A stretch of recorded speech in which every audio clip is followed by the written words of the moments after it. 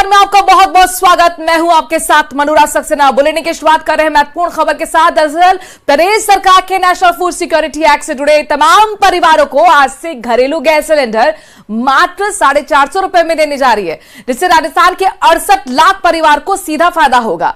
साथ ही gas cylinder पर मिलने वाली सब्सिडी भी सीधे खाते में ही जाएगी। इस योजना के तहत हर परिवार को एक साल में 12 सिलेंडर तक मिल पाएंगे, यानी हर महीने 450 रुपए में एक रसोई गैस सिलेंडर मिलेगा।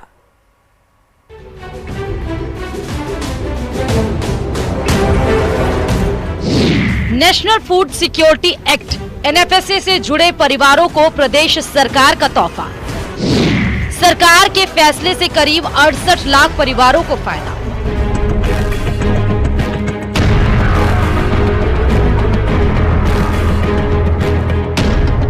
अब तक सिर्फ बीपीएल और उज्ज्वला योजना से जुड़े परिवार सस्ते सिलेंडर का लाभ ले रहे थे। पात्र परिवारों को एलपीजी सिलेंडर 450 रुपए में मिलेगा। सरकार के इस निर्णय से अब करीब 68 लाख परिवारों को और फायदा होगा। राजस्थान में बजट घोषणा के मुताबिक अब बीपीएल और उज्ज्वला योजना के साथ साथ नेशनल फूड सिक्योरिटी एक्ट से जुड़े लोगों को भी 450 रुपए में सिलेंडर का लाभ मिल सकेगा। खाद्य एवं नागरिक आपूर्ति विभाग की गाइडलाइन के मुताबिक हर परिवार को हर महीने एक सिलेंडर 450 रुपए में दिया जाएगा। हालांकि इन परिवारों को सिलेंडर डिलीवरी करने वालों को तो उतने ही पैसे देने पड़ेंगे जितना सामान्य परिवार देते हैं, लेकिन डिफरेंस राशि यानी सब्सिडी का पैसा सरकार लाभार्थी के सीधे खाते में ट्रांसफर करेगी। अभी सामान्य परिवारों को 806 रुपए 50 पैसे में सिलेंडर मिल रहा है। 68 लाख परिवारों को 450 सिलेंडर मिलेगा और एक महीने में एक ही सिलेंडर मिलेगा। यानी किसी के 2 सिलेंडर आते हो तो उसको सब्सिडी नहीं मिलेगी, एक ही पे मिलेगी। यानी एक परिवार में अगर 2 सिलेंडर है तो उन्हें एक ही सिलेंडर पर सब्सिडी मिलेगी। एक ही कनेक्शन पे एक सब्सिडी मिलेगी। तो ये मतलब अभी तक इससे पहले उज्ज्वला और बीपीएल में मिलती थी। हाँ, उज्ज्वला और बीपीएल में मिलती थी। उसमें क्या आधार होता था, मतलब उनको बाकायदा अपडेट कराना पड़ता था सारा रिकॉर्ड? हाँ, अपडेट करवाना पड़ता था, ई-केवाईसी करवानी पड़ती थी, उसके बाद उनके अकाउंट में सब्सिडी आ रही थी। इसमें भी अब होगा कुछ योजना का, आपको कैसे पता चलेगा साहब ये नेशनल फूड सिक्योरिटी एक्ट में है? कोई केवाईसी वगैरह हो गया? अभी होगी सर, केवाईसी भी होगी इसकी गवर्नमेंट के आदेश आने के बाद। गवर्नमेंट के आदेश आने के बाद तो प्रदेश में करीब 70 लाख ऐसे परिवार हैं जो उज्ज्वला और बीपीएल कनेक्शन के तहत सब्सिडी पर 450 रुपए में रसोई गैस सिलेंडर का लाभ ले रहे हैं, जबकि एनएफएसए की सूची में 1,07,35,000 से ज्यादा परिवार हैं। एनएफएसए सूची में जुड़े कुल परिवारों में से करीब 37 लाख परिवार ऐसे हैं जो बीपीएल या उज्ज्वला कनेक्शन धारियों की सूची में भी शामिल हैं। इस तरह शेष करीब 68 लाख परिवार जो केवल एनएफएसए की ही सूची में, उनको भी अब सस्ता सिलेंडर मिलेगा। जो लोग उज्ज्वला योजना से जुड़े हुए हैं, बीपीएल के दायरे में आते हैं या फिर अब नेशनल फूड सिक्योरिटी एक्ट के दायरे में जिन्हें रखा गया है, उन्हें यही सिलेंडर अब 450 रुपए में राजस्थान में भी मिलेगा, क्योंकि ये घोषणा राजस्थान के बजट में मुख्यमंत्री भजन लाल शर्मा ने की थी और उस घोषणा के बाद में अब इस पर अमल शुरू हो गया है, ताकि प्रदेश के उन तमाम परिवारों को जो कि राशन कार्ड के जरिए नेशनल फूड सिक्योरिटी एक्ट से जुड़े हुए हैं, उनकी केवाईसी होगी और उन्हें इसका लाभ मिलना शुरू हो जाएगा। कैमरा पर्सन दिलीप चेची के साथ में अरबाज अहमद, न्यूज़ 18 के लिए जयपुर से। कमर्शियल एलपीजी सिलेंडर हुआ महंगा। आज से आपको बता दें कि कमर्शियल एलपीजी सिलेंडर महंगा हो गया है। 39 रुपए महंगा हुआ है कमर्शियल एलपीजी सिलेंडर। इस वक्त की बड़ी खबर कमर्शियल एलपीजी सिलेंडर से जुड़ी हुई आ रही है। दरअसल आज से यानी कि 1 सितंबर से कमर्शियल एलपीजी सिलेंडर महंगा हो गया है, यानी कि आपको थोड़े से और जेब खर्च बढ़ाना पड़ेगा। आज से आपको बता दें कि कमर्शियल एलपीजी सिलेंडर महंगा हो गया है। 39 रुपए महंगा हुआ है कमर्शियल एलपीजी सिलेंडर। घरेलू सिलेंडर के कोई दाम नहीं बढ़े हैं। ये खबर कमर्शियल एलपीजी सिलेंडर को लेकर है। 39 रुपए महंगा हो गया है कमर्शियल एलपीजी सिलेंडर। जयपुर में आज से कमर्शियल सिलेंडर 1,719 रुपए में मिलेगा। तो अब देखिए आज से कितना दाम हो गया है कमर्शियल गैस सिलेंडर का। आज से आपको 1,719 रुपए मिलेगा, यानी कि 39 रुपए महंगा मिलने वाला है। बड़ी खबर कमर्शियल एलपीजी सिलेंडर जो यूज करते हैं उनके लिए महत्वपूर्ण खबर है, क्योंकि जाहिर तौर पर एक बोझ उन पर पड़ेगा। कमर्शियल एलपीजी सिलेंडर महंगा आज से हो गया है। 39 रुपए ये महंगा हुआ और उसकी कीमत अब आज से शुरू हो गई है 1,719 रुपए। यानी कमर्शियल सिलेंडर अगर आप खरीदते हैं तो कमर्शियल गैस सिलेंडर खरीदने के लिए आपको 1719 रुपए देने होंगे।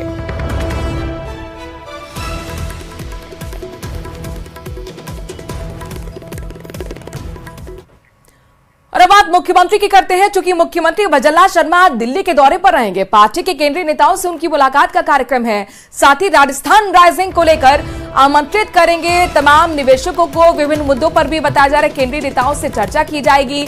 9 से 11 दिसंबर को आपको बता दें कि राजस्थान राइजिंग समिट होना है और ये भजनलाल सरकार का पहला राइजिंग राजस्थान समिट होगा, लिहाजा काफी उत्साह है। तमाम तैयारियां जोर शोर से चल रही है। कल आर्थिक राजधानी मुंबई में आपने देखा था, रोड शो भी हुआ था, तमाम निवेशकों के साथ आमंत्रण हुआ था और अब उसके बाद रुख होगा आर्थिक राजधानी के बाद देश की राजधानी दिल्ली का, यानी कि दिल्ली में आज केंद्रीय नेताओं से तो मुलाकात का कार्यक्रम है ही।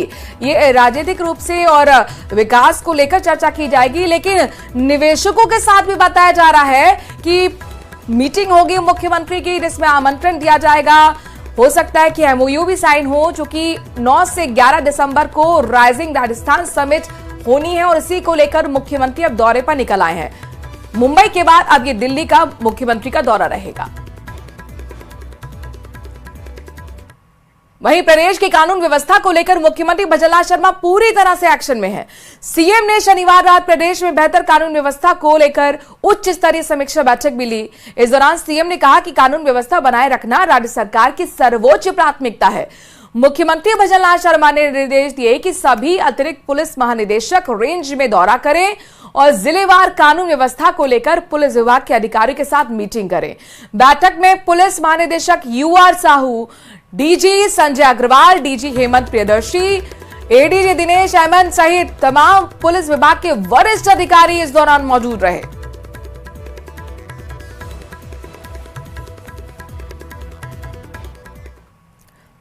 खबर झालावाड़ से है, जहां पर झालरा पाटन में आचार्य गुरुदेव श्री प्रज्ञा सागर जी महाराज की 52वीं जन्म कार्यक्रम में आपको बता दें कि जयंती कार्यक्रम है। इसमें मध्य प्रदेश के मुख्यमंत्री मोहन यादव मुख्य अतिथि के तौर पर शिरकत करेंगे।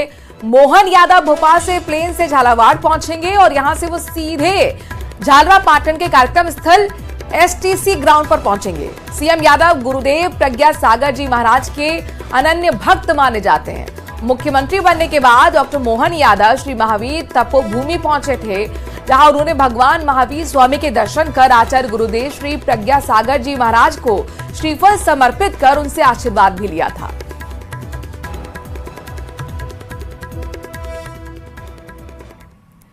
अलवर से बड़ी खबर आ रही है, जहां पर गिट्टियों से भरा हुआ ट्रेलर दूसरे ट्रक से टकरा गया।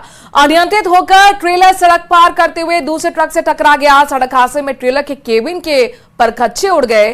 केबिन में बताया जा रहा है कि 3 लोग फंसे हुए हैं, जिन्हें बाहर निकालने के बाद अब अस्पताल में भर्ती कराया गया है। हादसे के बाद हाईवे पर लंबा चौड़ा इस दौरान जाम भी लग गया। शाहजहांपुर के खंडोड़ा मोड़ की ये घटना है। तस्वीरें भी आपके सामने आ गई हैं, जहां पर गिट्टी से भरा हुआ जो ट्रेलर था वो देखिए किस तरीके से दूसरे ट्रक से टकरा गया। अनियंत्रित होकर बताया जा रहा है कि ट्रेलर सड़क पार कर रहे दूसरे ट्रक से टकरा गया। केबिन के परखच्चे तक उड़ गए हैं ट्रेलर के। ये इतना जबरदस्त हादसा रहा होगा, आप अंदाजा लगा सकते हैं तस्वीरों के जरिए। 3 लोग बुरी तरह से ऐसे में केबिन में फंस गए, जिसकी वजह से वहां पर लंबा चौड़ा जाम लगा। काफी घंटे की मशक्कत लगी, तब जाकर घायलों को केबिन से बाहर निकाला गया और निमराना के निजी अस्पताल में भर्ती कराया गया।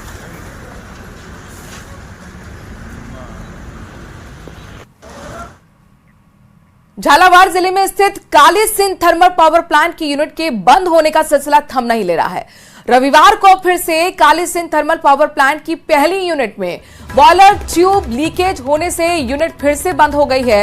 इंजीनियर्स की टीम इसकी मरम्मत काम में जुटी हुई है, तो वहीं दूसरी यूनिट में भी पूरी क्षमता के साथ विद्युत उत्पादन नहीं हो रहा है। दरअसल थर्मल पावर प्लांट की दूसरी यूनिट भी कुछ दिन पहले ही इस समस्या से बंद हुई थी। ऐसे में Kali Sindh thermal power plant में 600 मेगावाट बिजली का उत्पादन ठप हो गया है, जिससे प्रदेश में बिजली संकट बढ़ सकता है। वहीं हर महीने थर्मल की इकाइयां बंद होने के चलते थर्मल को करोड़ों के राजस्व का नुकसान भी हो रहा है।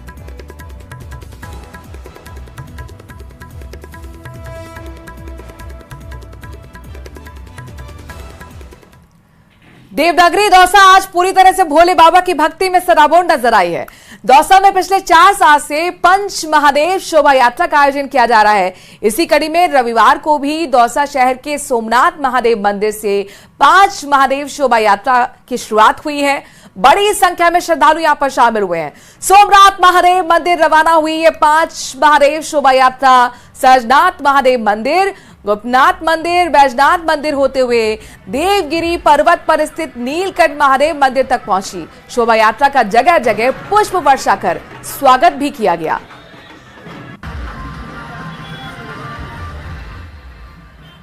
ये दौसा में 5 महादेव के मंदिर जो कि काफी प्राचीन मंदिर है, तो इस बार दौसा वासियों के द्वारा जो सभी नीलकंठ जी के परम भक्त हैं और 500 महादेव जी के सारे भक्त हैं, उन सबके द्वारा मिलजुल करके पंच महादेव यात्रा निकाली जा रही है। ये हमारा 4था साल है यात्रा का, और ये यात्रा सोमनाथ जी से शुरू होकर के सहजनाथ जी महादेव, गुप्तेश्वर जी महादेव, बैजनाथ जी महादेव एवं नीलकंठ जी महादेव तक पहुंचेगी। उधर सिरोही में पुलिस ने नशा कारोबारियों पर बड़ा एक्शन लिया है। नकेल कसते हुए बड़ी मात्रा में शराब की पेटियों को जब्त किया है। ये पेटियां चंडीगढ़ से गुजरात के पोरबंदर ले जाई जा रही थी। पुलिस ने जिले के अबरोड रीको थाना पुलिस ने शनिवार देर रात एक अवैध शराब से भरे हुए कंटेनर को पकड़ा। तलाशी लेने पर ट्रक से करीब आपको बता दें कि शराब की 1003 पेटियां मिली हैं, जिसकी कीमत 1 करोड़ से ज्यादा की बताई जा रही है। वहीं मामले में पुलिस ने कंटेनर चालक को भी गिरफ्तार किया है। बता दें कि नशा कारोबारियों पर पुलिस लगातार नकेल कस रही है, लगातार एक्शन का सिलसिला जारी है। और इसी कड़ी में सिरोही में एक बार फिर नशा तस्करों पर नकेल कसते हुए शराब की बड़ी मात्रा में पेटियों को जब्त किया गया है। 1000 से ज्यादा पेटियां जब्त की गई हैं। चंडीगढ़ से गुजरात के पोरबंदर ये ले जाई जा रही थी, लेकिन उससे पहले पुलिस के हाथे लग गए। दौसा से बड़ी खबर आ रही है, जहां पर पाडली मोड़ पर युवक का शव मिला है। युवक के शव पर चोट के निशान मिले। हत्या की आशंका के चलते एफएसएल की टीम भी मौके पर पहुंची। घटनास्थल, गाड़ी के टायर के निशान वहां पर मिले हैं। हत्या का शव फेंकने की आशंका पुलिस जता रही है। फिलहाल जांच पड़ताल की जा रही है कि आखिरकार इसके पीछे कौन लोग हो सकते हैं, किसने हत्या की है। दौसा से बड़ी खबर है, पाडली मोड़ पर एक युवक का शव मिला, जिसके शव पर चोट के निशान मिले हैं और ऐसे में यह आशंका जताई जा रही है कि इस व्यक्ति की हत्या की गई है। एफएसएल की टीम को भी सबूत जुटाने के लिए बुलाया गया है। मौके पर गाड़ी के टायर के निशान भी मिले हैं, यानी कुल मिलाकर ये माना जा रहा है कि हत्या करने वाला गाड़ी से ही आया होगा और शव फेंकने के बाद वो वापस फरार हो गया होगा।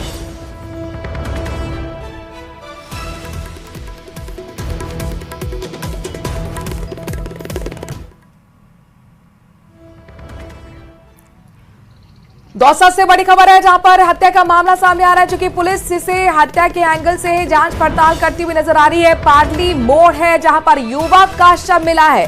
बताया जा रहा है कि शव पर चोट के भी निशान मिले हैं और हत्या की आशंका के चलते ही एफएसएल की टीम को भी बुलाया गया, जो सबूत जुटाने में जुटी हुई है। घटनास्थल पर गाड़ी के टायर के निशान मिले हैं और ऐसे में ये माना जा रहा है कि हत्या करने के बाद शव को फेंका यहां पर गया और उसके बाद आरोपी यहां से फरार होने में भी कामयाब रहा। फिलहाल पुलिस हत्या के एंगल से आगे को जांच बढ़ाते हुए आरोपी तक पहुंचने की कोशिश कर रही है। बड़ी खबर, पाडली मोड़, दौसा का ये मोड़ जहां पर एक शव मिलने से सनसनी फैल गई। माना जा रहा है कि हत्या का मामला हो सकता है कि शव के जगह जगह शरीर पर आपको बता दें कि चोट के भी निशान हैं और शव के निशान देखने के बाद पुलिस अब जांच को इसी एंगल से आगे बढ़ा रही है। आशीष हमारे संवाददाता इस खबर पर ज्यादा जानकारी के साथ जुड़े हैं। आशीष, क्या अपडेट, क्या हत्या के आरोपियों के बारे में कोई जानकारी मिल पाई और ये शख्स कौन है, इस बारे में क्या जानकारी है? बिल्कुल, अभी इस शख्स की शिनाख्त नहीं हो पाई है, लेकिन क्योंकि इसकी उम्र करीब 25 वर्ष है और शरीर पर जगह जगह चोट के निशान हैं और नेशनल हाईवे 21 पर जो पाडली मोड़ है, बिल्कुल एनएच हाईवे के बिल्कुल सट कर ये डेड बॉडी मिली है और प्रथम दृष्टया पूरा मामला हत्या का नजर आ रहा है, लेकिन अभी तक शव की शिनाख्त नहीं हो पाई है। हालांकि पुलिस ने एफएसएल की टीम को मौके पर बुलाया है, साक्ष्य जुटाए जा रहे हैं। प्रथम दृष्टया संभावना यही है कि जो नेशनल हाईवे 21 पर इस व्यक्ति को किसी गाड़ी से लाया गया है मारकर और उसके बाद में उसको यहाँ पर बॉडी को फेंककर यहाँ से कुछ लोग चले गए हैं, क्योंकि यहाँ पर गाड़ी के टायरों के निशान भी मिले हैं। आशीष, कितना पुराना ये शव बताया जा रहा है और कब शव को लेकर जानकारी पुलिस को मिली? बिल्कुल रात के अंधेरे का घटनाक्रम है, क्योंकि जो पूरा नेशनल हाईवे 21 है, ऐसे में यहाँ आवाजाही बिल्कुल काफी रहती है, लेकिन रात के समय का अंधेरे का फायदा उठाया है और किसी गाड़ी में इस शव को लाया गया है और उसके बाद में इस शव को हाईवे के किनारे फेंक कर यहाँ से कुछ लोग चले गए हैं, इस तरह का अंदाजा लगाया जा रहा है और इसी आधार पर जांच की जा रही है। सीसीटीवी फुटेज खंगाले जा रहे हैं नेशनल हाईवे 21 के, ताकि पता लग सके कि ऐसी कौन सी गाड़ी आई थी रात को समय जो इस गाड़ी इस शव को फेंक कर गई है। ऐसे में अब पूरी जांच है वो हत्या के एंगल से हो रही है। हालांकि अभी तक शव की शिनाख्त नहीं हो पाई है कि ये शव कहाँ का है, क्योंकि मेहंदीपुर बालाजी का इलाका है, न केवल राजस्थान के बल्कि कई राज्यों के लोग यहाँ पर आते हैं। ऐसे में अभी यह तय कर पाना बहुत मुश्किल हो रहा है कि ये जो शव है ये कहाँ का है, कौन व्यक्ति है ये, जी पुलिस इसे हत्या के एंगल से जांच। चलिए, बहुत बहुत शुक्रिया आशीष तमाम जानकारी हम तक पहुंचाने के लिए।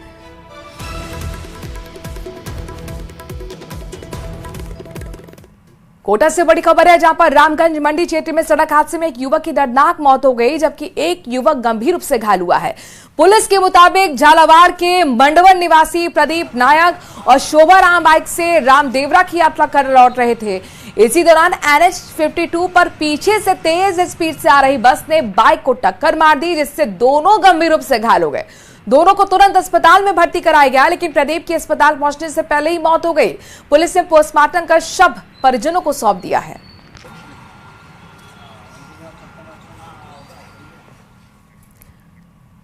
खबर ब्यावर से है, यहां पर टोल प्लाजा पर सुबह करीब 3:45 बजे 3 ट्रक चालकों ने ओवरलोड पेनल्टी की बात को लेकर टोल पर बैठे कर्मचारियों से झगड़ा शुरू कर दिया और इसके बाद गाड़ी को आड़ा तिरछा खड़ा कर हाईवे को जाम कर दिया।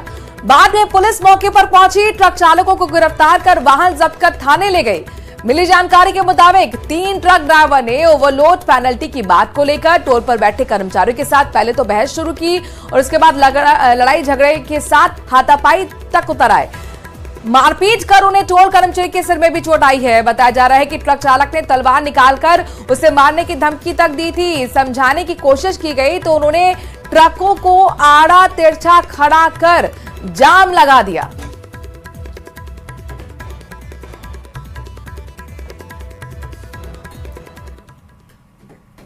राजसमंद के अंडेला गांव के पास आदमखोर पैंथर पिंजरे में कैद हो गया है।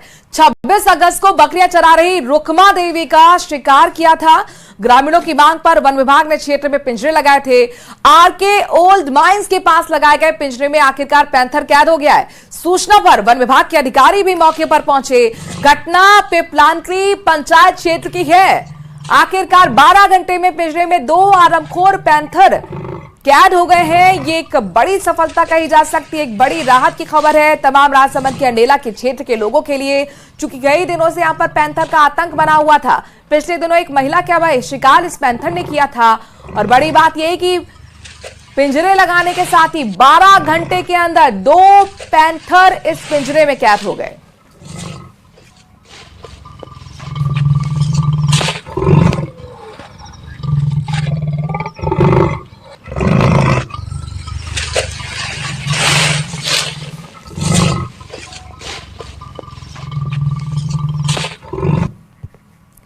तो राजसमंद जिले में पिछले 12 घंटे में 2 आदमखोर पैंथर पिंजरे में कैद हो गए हैं। देर रात जिले के बुढ़ान गांव में पिंजरे में पैंथर कैद हुए, जिसमें एक महिला और एक पुरुष को इसी पैंथर ने शिकार बनाया था। जिसके बाद वन विभाग ने क्षेत्र में पिंजरे लगाए, स्वास्थ्य परीक्षण किया। पैंथर को सुरक्षित जंगल में भी छोड़ा जाएगा। वहीं दूसरे पैंथर को अंडेला के पास ट्रैप किया गया है। आदमखोर पैंथर आरके गोल्ड माइंस के पास लगाए गए पिंजरे में कैद हुए हैं।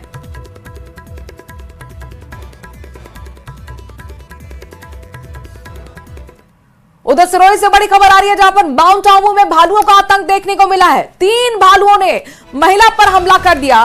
भालुओं के हमले में महिला घायल हुई है। महिला के दोनों पैरों में बताया जा रहा है गंभीर चोटें आई हैं। घायल महिला का हॉस्पिटल में इलाज चल रहा है। माउंट आबू के ज्ञान सरोवर की घटना है। अक्सर माउंट आबू में भालुओं का आतंक देखने को मिलता है। एक और खबर इसी से जुड़ी हुई आई है। एक बार फिर भालुओं का आतंक देखने को मिला। 3 भालुओं ने महिला पर हमला कर दिया। गंभीर रूप से महिला घायल है। दोनों बताया जा रहा है पैरों में चोटें आई हैं। हॉस्पिटल में उसे भर्ती कराना पड़ा है। ज्ञान सरोवर है माउंट आबू का, जहां पर 3 भालुओं ने एक महिला पर हमला कर दिया।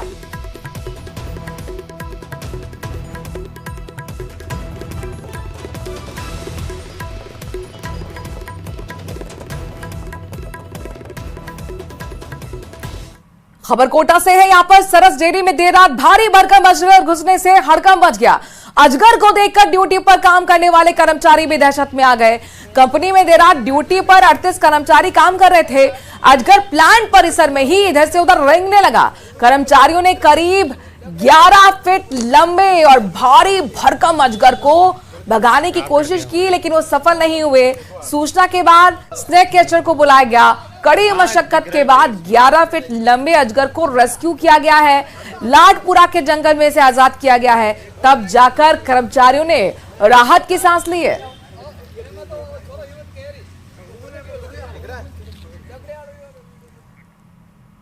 खबर खैरतल तिजारा से है। यहां पर भिवाड़ी में शनिवार की देर रात प्लास्टिक के पार्ट बनाने वाली कंपनी में अज्ञात कारणों से आग लगने से हड़कंप मच गया। आगजनी की जानकारी मिलते ही 10 से ज्यादा फायर ब्रिगेड की गाड़ियां मौके पर पहुंची। आग पर काबू पाया गया। एक फायर ब्रिगेड कर्मचारी ने बताया कि रामपुर क्षेत्र में बनी पिगमेंट प्लास्टिक बनाने की कंपनी है, जिसमें अज्ञात कारणों से आग लगने के बाद आग ने कंपनी को अपने आगोश में ले लिया। देखते ही देखते कंपनी धू धू कर जलने लगी। कंपनी में काम कर रहे मजदूरों ने भागकर अपनी जान बचाई। आगजनी के बाद आग की लपटें कई किलोमीटर दूर तक दिखाई दी, जिससे आसपास के लोग सकते में आ गए। आग से लाखों रुपए का नुकसान बताया जा रहा है।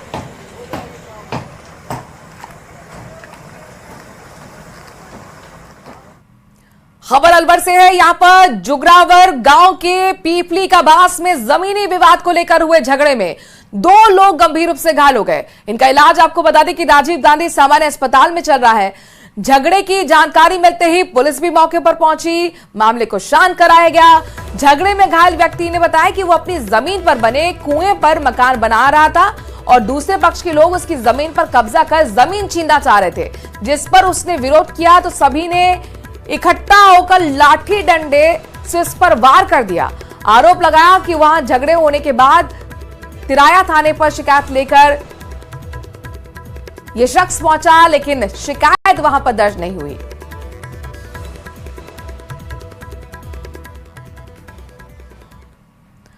भरतपुर के अपना घर आश्रम में एक अजीब मामला सामने आया है। यहां पर एक व्यक्ति 18 साल पहले गुम हो गया था। अपनी पत्नी लेने के लिए अपने जब घर आश्रम पहुंचा तो युवक 1500 किलोमीटर का सफर तय करके भरतपुर पहुंचा तो व्यक्ति की खुशी का ठिकाना नहीं रहा। अपना घर आश्रम में कर्नाटक के गांव मटौली निवासी शिवलगप्पा 16 श्रृंगार का सामान लेकर पहुंचे और 18 साल बाद मिली पत्नी को आश्रम में ही सिंदूर का टीका लगाकर मंगलसूत्र, कंगन, झुमके, बाली पहना के इसके बाद खुशी जाहिर करते हुए अपने साथ घर लेकर आए। खास बात यह है कि शिवलगप्पा को ये 16 श्रृंगार का सामान उनकी दूसरी पत्नी ने पहली पत्नी के लिए भिजवाया। शिवलगप्पा ने अपनी पहली पत्नी को मृत समझकर 3 बच्चों की परवरिश के लिए दूसरी शादी कर ली थी। अपना घर आश्रम के पदाधिकारी के मुताबिक महिला प्रभुजी ललिता 2013 में चैरिटेबल ट्रस्ट सूरत में रेस्क्यू की गई थी और स्थान अभाव के कारण अपना घर भरतपुर में भर्ती कराया गया था। इनका तभी से यहां पर इलाज चल रहा था। स्वास्थ्य में सुधार होने पर उन्होंने अपना पता बताया और पते के माध्यम से ही पुलिस से संपर्क किया गया।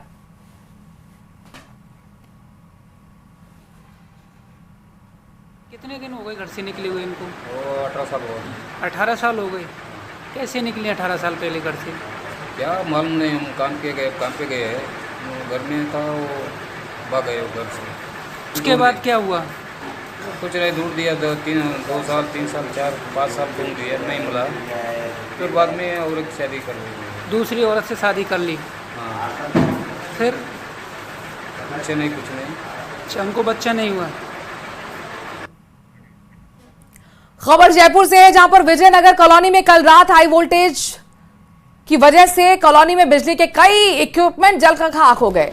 इलाके के लोगों में इस घटना के बाद काफी आक्रोश नजर आ रहा है। लोगों ने बताया पूरी कॉलोनी में सैकड़ों पंखे, कूलर, चार्जर, रेफ्रिजरेटर सहित बिजली के कई उपकरण जलकर खाक हो गए। लोगों ने यह भी बताया कि शनिवार को काफी देर तक बिजली नहीं थी। शाम को जब बिजली आई तो एकदम से बहुत तेज वोल्टेज आया, यानी कि हाई वोल्टेज आया, जिसकी वजह से अचानक बिजली जो इक्विपमेंट्स थे, उपकरण थे, वो जल गए।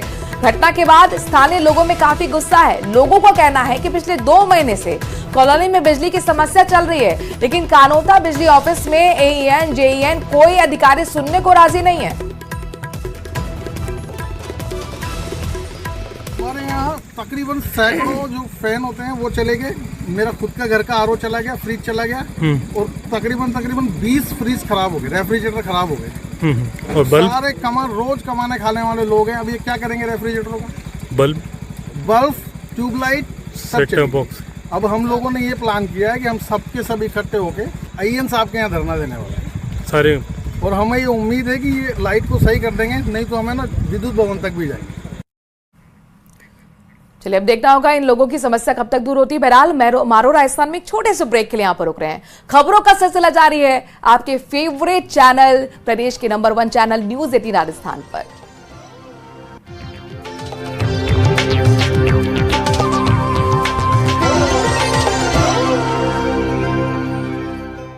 युवकों की पिटाई, एक युवक की मौत, दूसरे की हालत